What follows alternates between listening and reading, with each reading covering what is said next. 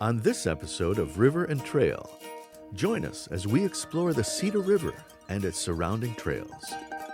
To learn about the river's past and its impact on the Austin region and beyond.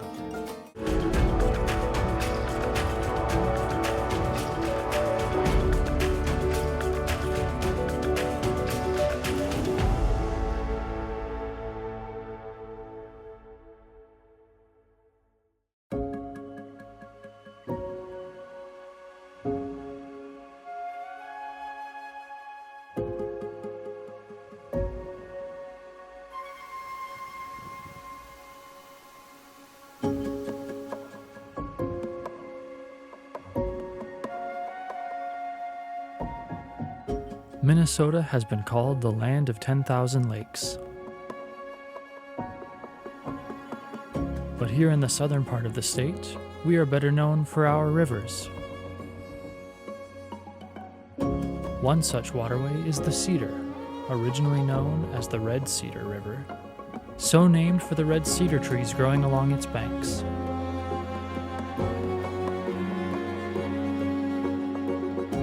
Join us as we explore this river and the surrounding land, learning more about its history and its cultural impact in the region.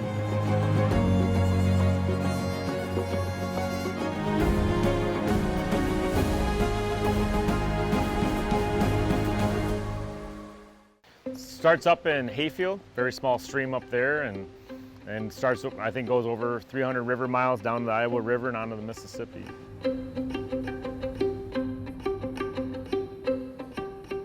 There were some U.S.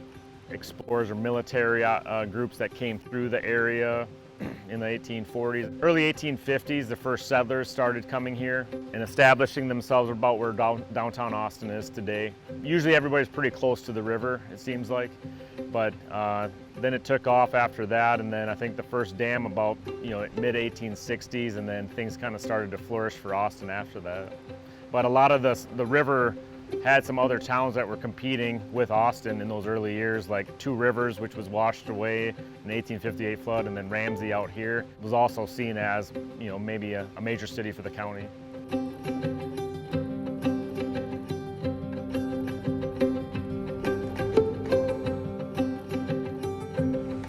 The dams, they do create these lake areas, and we're one of 4 counties in Minnesota without a natural lake. So, since these have been around for a long time, they have provided this recreational getaway for people. And there was a steamboat in the 1890s, the Belle of Austin, that was able to go from downtown Austin, where North Main Street used to end. It used to drop off into this swampland. So even before it became a state park and the mill pond shape that we have today, was this swampland with islands and wooded islands, and much different than it looks like today.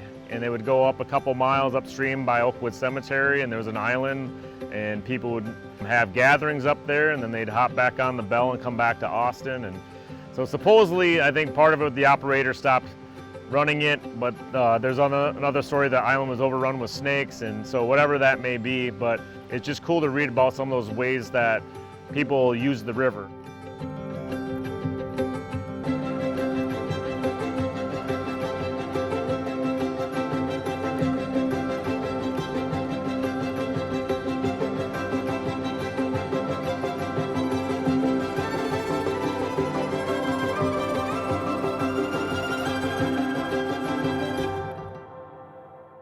This is Schindler's Way mountain bike trail, located just west of Todd Park in my hometown, Austin, Minnesota. I grew up 2 blocks from these vast woods, and as kids we spent countless summer hours constructing BMX trails here. Truth be told, I've been playing in these woods ever since. Join me as we explore this local treasure on this week's episode of River and Trail. This modern, well-constructed and maintained trail was originally created in 2011 as a racing home for the newly formed high school mountain bike team and was opened to the public a short time after. Schindler's Way mountain bike course was named after Dr. Richard Schindler, a locally popular active community leader and cycling enthusiast. Dick's even and friendly disposition was the key to opening many doors of local stakeholders involved, including Hormel Foods, who along with Austin Utilities owns the land here. In an ironic and tragic twist of fate, Dr. Schindler died in a mountain bike accident on a practice trail near Riverland College during the planning phase of this trail and never saw the dream come to fruition. The year after Dick's passing, the rest of the Trails Committee members were able to get the project approved. Using mostly hand tools and manpower, they cut the first 3 primitive miles of what is now a fully developed, nearly 6-mile, state league-sanctioned single track. For many, mountain biking isn't just a hobby, it's a lifestyle. Austin resident Shelley Thostenson is an experienced, well-traveled mountain biker who enjoys riding at Schindler's Way several times a week with her dog, Betsy. This trail is beautiful, especially during bluebell season. You can see bluebells everywhere. The trail is flowy, it isn't hard to climb. It's kind of a flat surface, but the trail's groomed well. I have been helping as a coach with the Austin mountain bike team. I enjoy seeing the kids out in nature, learning how to bike, increasing their sense of adventure. There are not very many females on the mountain bike team. I would love to see more. On average, there's between 5 and 10 girls. I would tell them that mountain biking is safe. There's a few basic skills that you should know to start, but mountain biking is very safe, and you take it at your own skill level. Go the speed that you can connect well with your bike, and gradually learn more skills. I have had many bike crashes on the trail. Yep. It does take a little time to get over once you crash to get back up on your bike again, but it's just best to get it done and get it over with. One of the most amazing things about Schindler's Way mountain bike trail is its chameleon-like ability to change with the seasons. It's never really the same trail twice. Each ride ushers in a gradual metamorphosis of new color, texture, and habitat, adapting the trail to the eclectic climate of southern Minnesota. I do. I ride this trail a lot in the winter. Pretty much 3 days of the week or more, you'll find me riding this trail all year long. I enjoy mountain bike season the most, but the fat tires have been a great way to stay active in the wintertime.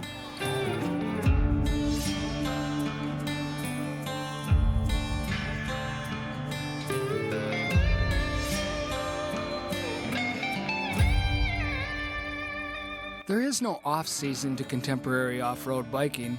Containing just 6 pounds of air pressure, fat tires roll smoothly over the groomed snow surface.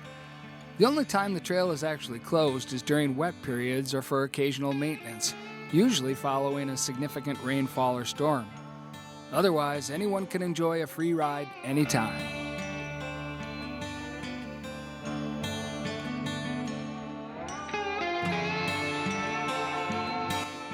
The wilderness aesthetics change so drastically with the season that sometimes it's hard to believe you're actually riding the same trail you were just months or weeks or even days before. No matter when you decide to ride, the sheer beauty of nature fills your cup every time you visit Schindler's Way.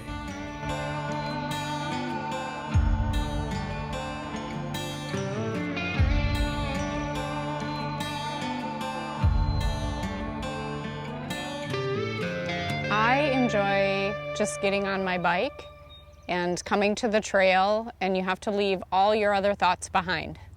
You have to watch what's happening in front of you. The trail is always changing, and you have to pay attention, and you cannot let your mind wander. So you come here and you just leave everything else behind you, and for an hour or even 2 to just pedal and relax. Mountain biking is my favorite pastime. There is something incredibly therapeutic about the pace. You absorb stunning environmental detail that's often lost from the perspective of a motor vehicle. But you can still cover significantly more ground and see much more than a hike can offer. It's the perfect pace, and the Red Cedar River along Schindler's Way mountain bike trail is the perfect place. Now take a look at their big house, bigger than they really needed. He got the dualies on his pickup when the dealer gave him a choice. Then he lost the job on the build site. Now he's struggling to feed his boys. And the red cedar grows and the red cedar flows, and long after you're gone, it's outlasting you, Lord. It's outlasting you, Lord. It's outlasting you.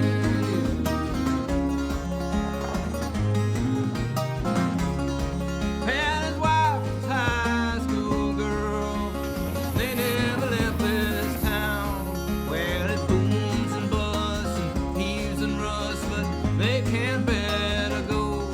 Now they couldn't go if they wanted to. There ain't no work anywhere anymore. And the red cedar grows, red cedar flows, long after you're gone. It's outlasting you, Lord. It's outlasting you, Lord. It's outlasting you.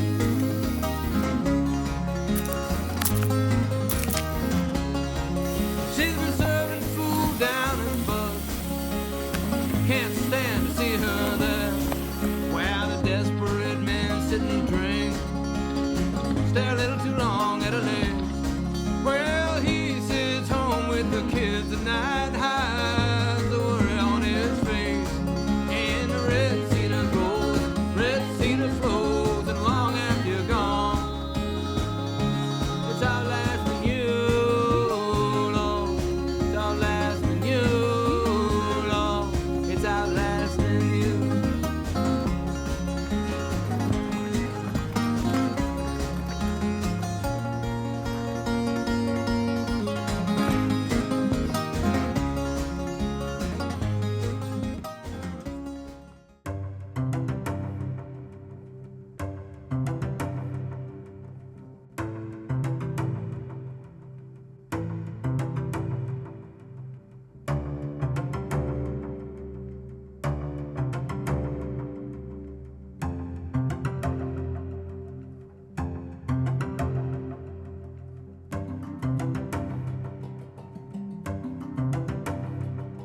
You know, Austin's first drinking wells too for the city were right where like the YMCA is today, the old power plant site, because it's close to the river, until they found some other more natural springs. But it was really that industry of using the river to power some flour mills when they didn't have electricity, having a water source nearby to go down to, whether for recreation or to bathe.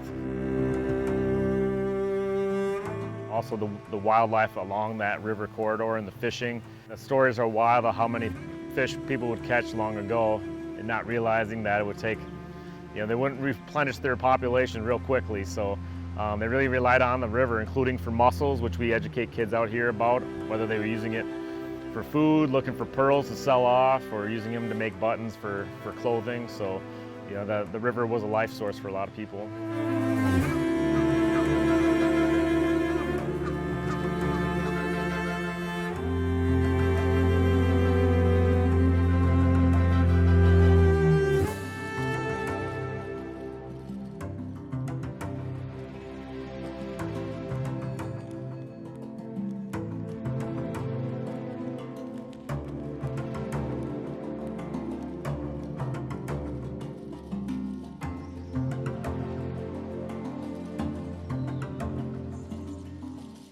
We do know of like the first primitive mill was about roughly where the new YMCA is today in Austin on the Cedar River.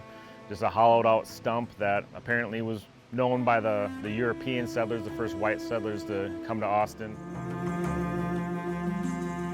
The downtown dam in Austin, right by Riverside Arena, that structure's been there since about 1915. Hormel took over the flour business there, and they'd had a bad flood, and so that's when we first got these concrete structures on the river. Really was starting around those, 1915. Otherwise, they were made out of, timber of trees floated down to spots, and that was just a problematic thing over and over with floods, having to repair those. And I think the very first one was roughly where that McAfee Dam building is today, the old McAfee Dam. There's no longer a dam there, just south of Austin. It's part of these Gregson brothers from England. So Jonathan Gregson started that one south of town. His brother Matthew started this one at Ramsey Mill and Ramsey Dam. The first one, they floated logs down all the way from Moscow, Freeborn County, the small town of Moscow, down Turtle Creek, to then go down to the spot at the Cedar River there. But that Jonathan Gregson really was the first, I think, to start the dams on the Cedar River. I think at some point there was maybe about a half dozen dams around 1890 on the river just in Monroe County alone.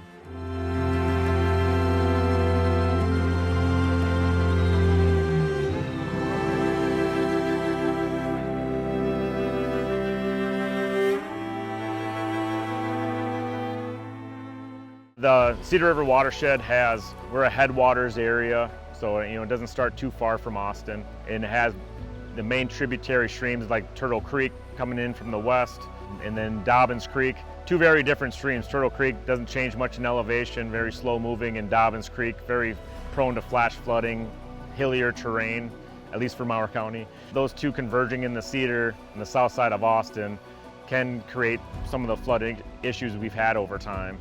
Maybe too much water coming in too fast, but then that bottleneck effect in Austin with the basin that we've had. So our watershed district, Mower SWCD, you know, in these days in Minnesota, we have these watershed-based partnerships. It's not based on political boundaries, and so we've been doing making a lot of progress in our watershed to improve the Cedar River and its tributary streams, and hopefully continue to make the water quality better and reduce the flooding. And then in turn, you know, when we can, partnering to improve the recreational access too.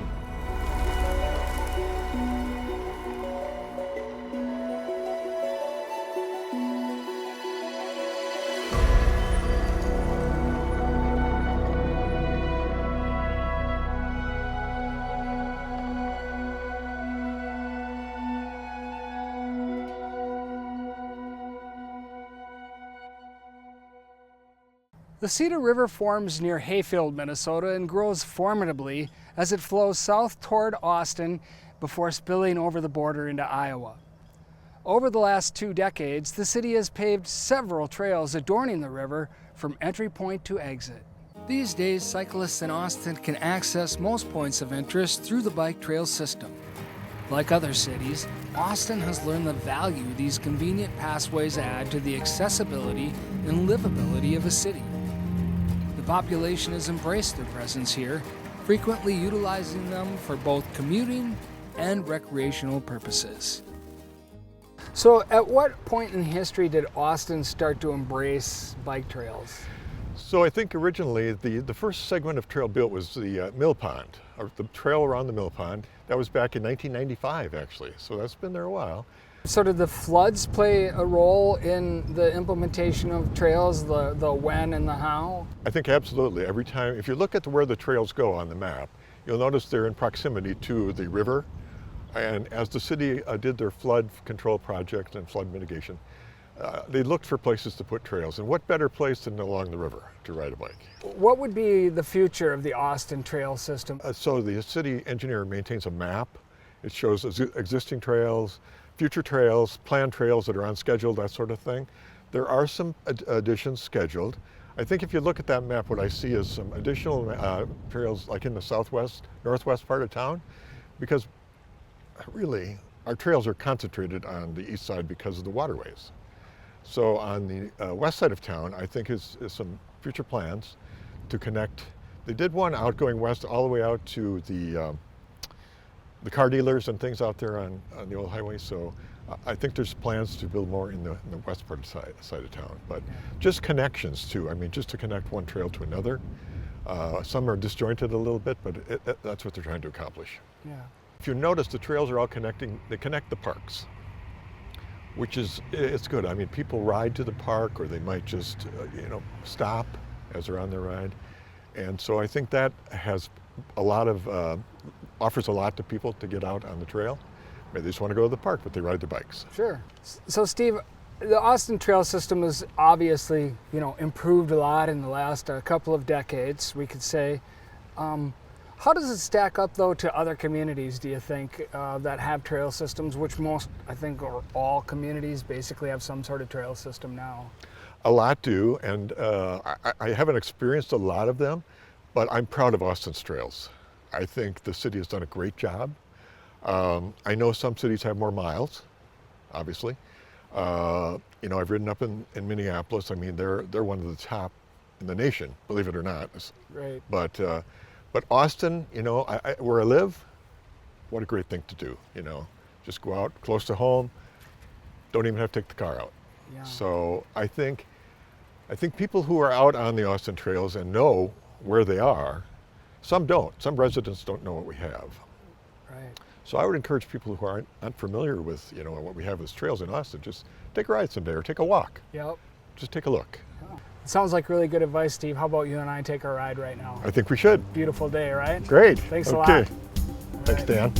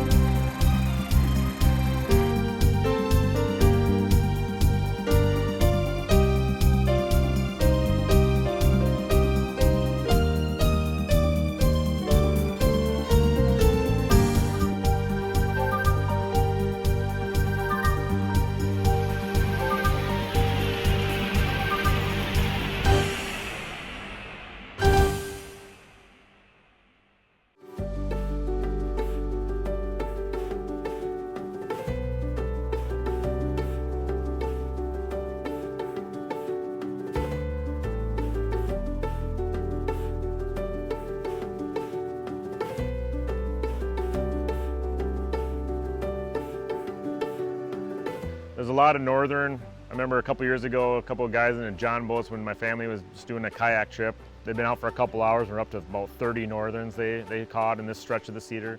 So there's some big northerns, perch, crappies, bluegills, largemouth bass. There's some good largemouth bass at Eastside Lake as well as Austin Mill Pond on the Cedar River. There's definitely the big carp. Those probably could end up being the biggest carp. There's all sorts of fish, and you might even hook into a rainbow trout that the DNR stocks every spring at Todd Park. I think there's also a lot of water recreation, and then maybe that's more accessibility to kayaks. We surely are trying to promote those opportunities and open up accesses like this one to make it easier for people to get in or get out of the river. I think also like this canoe mobile program that we do every year is, we get 600 to 700 kids every year going through it.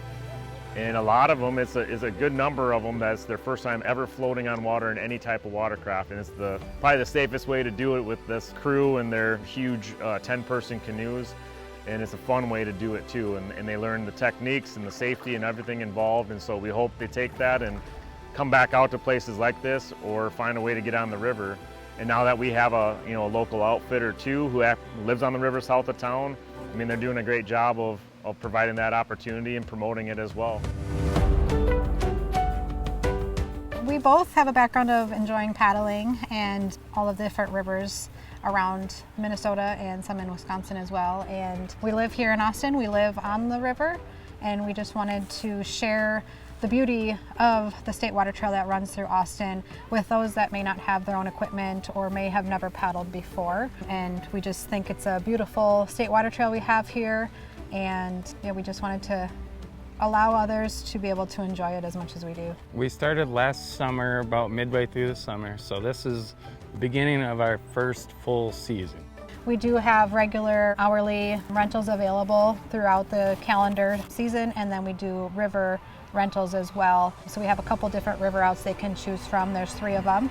And depending on how long they want to be on the river and what they want to see, they can do a full river trip, which is about 8.5 miles. And that takes anywhere from 3 to 4 hours. Otherwise, there's 2 sections to that full trip that we cut in half so they can decide if they want to do trip 1 or trip 2. We see plenty of wildlife. A lot of times there's turtles sunbathing on the logs that may be, in the river. There's usually a sandhill crane that will be flying in front of you down the river, and it'll stop, and then once you get close, it'll fly further. So usually follow the crane down the river. There's bald eagles, there's deer, there's otters, and ducks and geese, and there's plenty of wildlife, and it's beautiful to see. There's definitely always eagles perched up in the trees above you when you go down, and pretty owls. common, yeah. And 2011, when we got the state legislature to approve a state water trail route on the Cedar River, I mean, that changed everything, because we have a map to promote the river. We have river level gauges in real time that you can see what the paddling will be like based on the flow. Is it too dangerous, or is that big, medium, safe category, or is it too low? The DNR has partnered with us. It could be the city of Austin, the county, to build these access points. And even the biggest one we just opened up last fall, Orchard Landing, I mean, that took MnDOT, which owned the property, DNR, to agree to maintain it, help design it, and the Hormel Foundation with a big grant, our office to help lead the way. We are trying to keep improving the State Water Trail, and it was great a few years ago when our partners in Mitchell County, Iowa, made their section of the Cedar River, about 30 miles, a water trail as well. So now we have close to 60 continuous miles that are dedicated as a water trail with signage and access points and mapping. The first time I ever paddled the Cedar River, I was short out of college, and it was the first time I'd ever actually paddled at all. And so being able to see Austin from a different point of view, being on the river, was really eye-opening to me, because I didn't realize we had such a beautiful water trail, and that you could see, old historic bridges and flour mills on the river. And so that was really what kind of opened my eyes up to paddling and really finding something I enjoy in being on the water.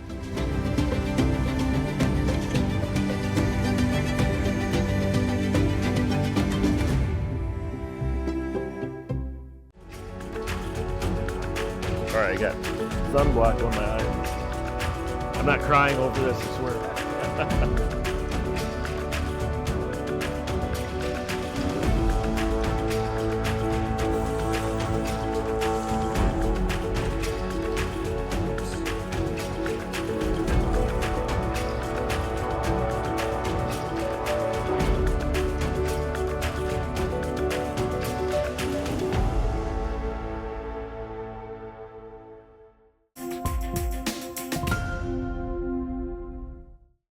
Funding for this program is provided in part by the Minnesota Arts and Cultural Heritage Fund and the citizens of Minnesota.